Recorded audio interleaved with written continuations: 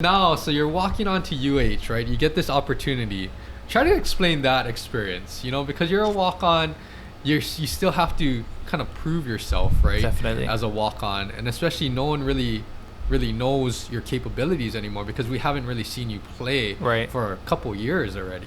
So what was that transition like? It was awesome. It was humbling. It was, man, just the whole experience from the day I walked on. The lights were always super bright to me. It's like, bro, this is the University of Hawaii. They just came off of Colt Brennan's years. Yes. It was like, it was just to be around the program was cool for me. And I remember going after my walk-on day, like waiting.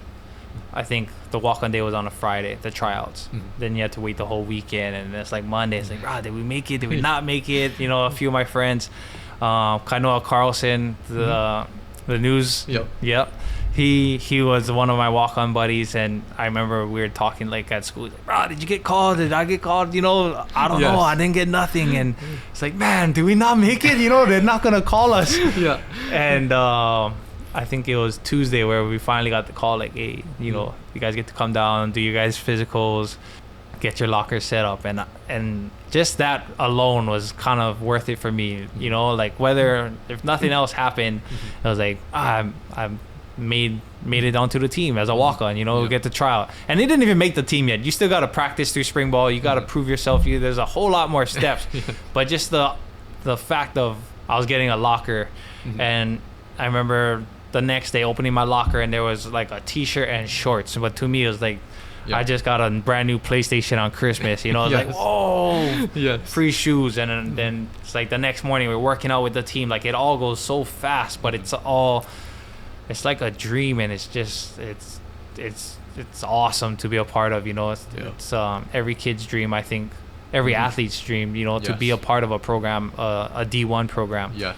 And man, it was.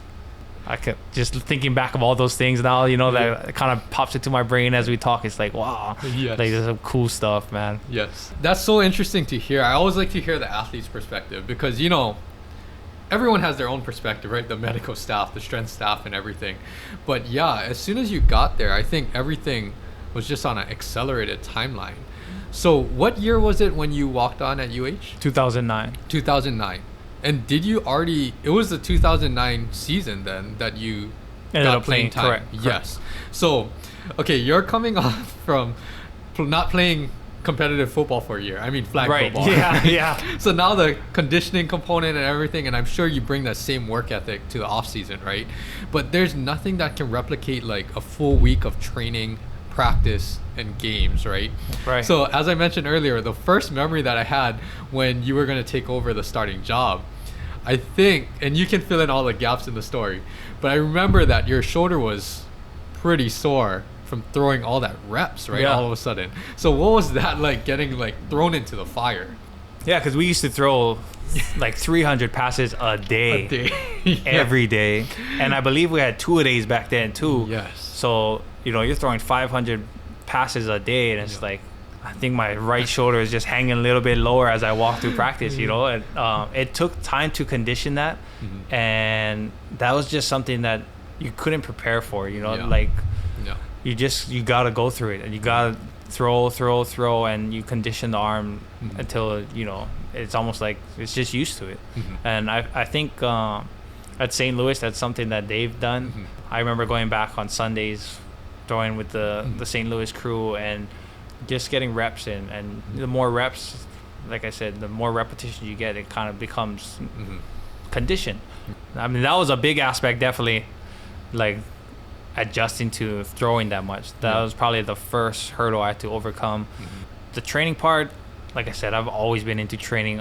In fact, inside of UH, how there's all the pictures, right? Records and the records for the weightlifting boards, and that was like my first goal.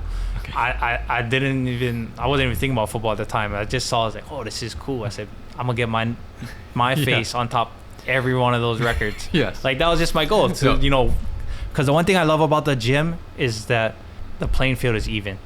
It don't matter if you're 6'3", don't matter if you're 5'5", it don't matter Yeah. whatever ethnicity you are. It doesn't matter. yeah. Any of that matters. Yep. All it matters is how much time you're willing to put into it. You know, and the results will show. And that's what my mindset is when it comes to the gym and training. So I was like, man, I'm gonna outwork all you guys and all the guys who had the records, and I'm gonna get my name and my face on all of them. And by the time I left, I did. You know, I had every record for a quarterback position. And that was one of the things I'm probably most proud of, just because it's just, like I said, it has nothing to do with talent. It's just work ethic. Yeah, I'm glad you said that. It's how much time you're willing to put in, because that's really, to perform at the highest level, especially strength-wise, right? Right. Preparing physically. That's what it is. There's no shortcut. Yeah. Like, you can't not show up and get those records. You can't not show up and improve your body, right? There's no chance. You're not going to take off Monday through Friday. Exactly. Maybe I'll get one lift in Wednesday and expect to, you know, elevate yourself. Yeah. So that I like that attitude and that mindset. And I'm sure you bring that to this day when you're training other people. But okay, so